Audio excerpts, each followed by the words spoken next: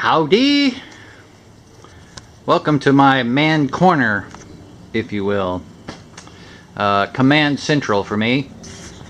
This is my little section of the garage where I do my workshop, my blue towel wrap-ups, my metal detecting stuff is hanging on the wall, some of my collection of things. Up here I've got some axe heads, various instruments, rocks, and such. All my car collections right up there. And here's where I have my metal detectors hanging. The AT Gold, I have to give a shout out to Garrett. It's only been a week and a half since I sent it off. Had a little problem with it when I was in the water on my last hunt, and they fixed it, sent it right back to me, and I just got it today. That's one of the reasons I came by, and I thought, well, I'll go ahead and film this. This is my Command Central corner, if you will. What I'm getting ready to do is electrolysis on a 12-pound solid shot cannonball. My disclaimer right now, and I'll get it right out in front, is that I take no responsibility for you to do electrolysis. If you do it at your own risk. That's pretty much what I'm doing. I learned how to do this through trial and error on various pieces of iron that I've got over here and some other relics that I've dug over the last several years. Horseshoes, I don't do those, but I do hang them up. I got them up here, and I've got them on several rafters. That's just ones I haven't hung up yet. Buggy step, some of my other little collections of things, and all my traps that I've found in the water, metal detecting. Okay, back to the electrolysis. This is something that, well, let's just start from the beginning. About 2 months ago, a friend of mine from the metal detecting club that I belong to here in Southwest Missouri, 417 Relic Hunters, brought this in, said a friend of his found this in a local park. He knew that about a year ago, I found one, 12-pounder. I did electrolysis on mine and it turned out great. Here's a picture of it right now.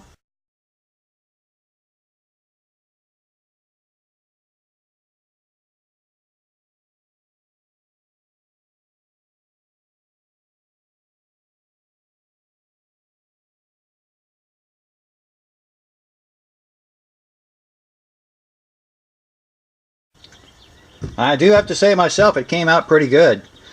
In order for me to do that, you have to drill a hole in the iron so you can get a good connection. I am not very good at the terminology of electrolysis, so I'm not even going to try to mention it. I might just refer to it as thingies and doohickeys. I know that'll drive some people nuts, but if you just watch closely, you'll see how I'm doing it. And maybe you can do it on yours when you find yours. The story on this is about 2 months ago, a friend of mine's friend found this. I offered to do electrolysis on it when I first saw it. He finally took me up on that. In the last 2 months that I've seen it, I understand that he did try to soak this in Coca-Cola, and I am not sure how it's going to turn out, but I'm really kind of hoping it'll turn out pretty close to the way mine looked when I finished it. I will fill you in on how this goes, what I'm doing and how I'm doing it as we go along. So, let's get started. Getting started on this, in order to drill the hole in this iron, you do need drill bits. I just chose a random drill bit, 9/64 for hardened steel. I have to go through two. For some reason, the very first one seems to dull real fast, and once you've got the hole started, you squirt it with a little bit of oil, and the second one goes in just like butter, and that's the way we like it. The way this is going to work is the battery charger won't be turned on until we're ready to do everything. Inside the bucket will just be regular tap water, and all I use is baking soda. I mix it up, make sure it's nice and dissolved. The positive connection will go to the sheet metal back here, and I'll show you a picture of this when we get ready to plug it in. The negative will go here, and what I've made is just a little piece of extension cord. I've attached a little alligator clip to one end. The other end is open, and I will attach that negative to this. That's everything that needs to be done before you plug this in. This has got to go down in the water, of course. And the battery charger is set on manual, 2 amp, 12 volt. Alright, I'm going to go ahead and get this all set up, and we'll just go from there. Okie dokie. We are set up to plug in the battery charger. I've got water in here. I've got baking soda in here. The cannonball's in here. I have the negative electrode attached to the screw. That is attached to the cable clip. The positive clip is attached to the sacrificial metal. And everything is all set for us to flip it on.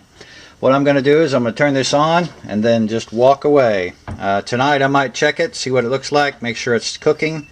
But tomorrow morning, maybe even tomorrow night, I will come back and look at it, turn it off, pull it out. I've got some brushes here that I use. I also even actually grab my hammer and pound on it a little bit. If I can find my ball peen, I know it's around here someplace, I may use that instead. But that's it. It's that simple. We are getting ready to plug it in. That's what we're going to do now. Find the right plug. There we go. We are plugged in. And as you can see, it's taking effect pretty fast. Bubbling, bubbling, bubbling. That's what we want right there. This may not take as long as I thought it would. But that's excellent. That's exactly what you want. You want the whole thing to be boiling like that. Alright, we walk away. We'll check back in a few hours. Don't go away. Stay right there. Okay, here we are. We're back. It is 6 hours. It's been in here 6 hours. The electricity's still on. Another thing about this, folks, is that you don't want to put your fingers in the water. You don't want to touch the electrodes, the metal, nothing like that as long as this is on and plugged in. You want to be sure and unplug it before you start messing with stuff. Safety first. It's slowing down a little bit. Not bubbling nearly as much. Getting a good color over on the metal over there. I'm going to shut it off and take a peek, see what it looks like here. Reaching up here now to unplug it. Alright. Now you can touch it. What I'm going to do now first, though, is to take that off of there. That way there's at least no connection. I have not seen it yet. I've got good hopes here that it's going to look really nice. This water is, what I understand, is possibly toxic, so you don't want to. You want to wash your hands really well afterwards. Oh yeah, look at that. That's going to turn out pretty good, I think. Now what I'm going to do off camera is I'm going to hit on these little places right here with a ball peen hammer and knock some of that loose. And I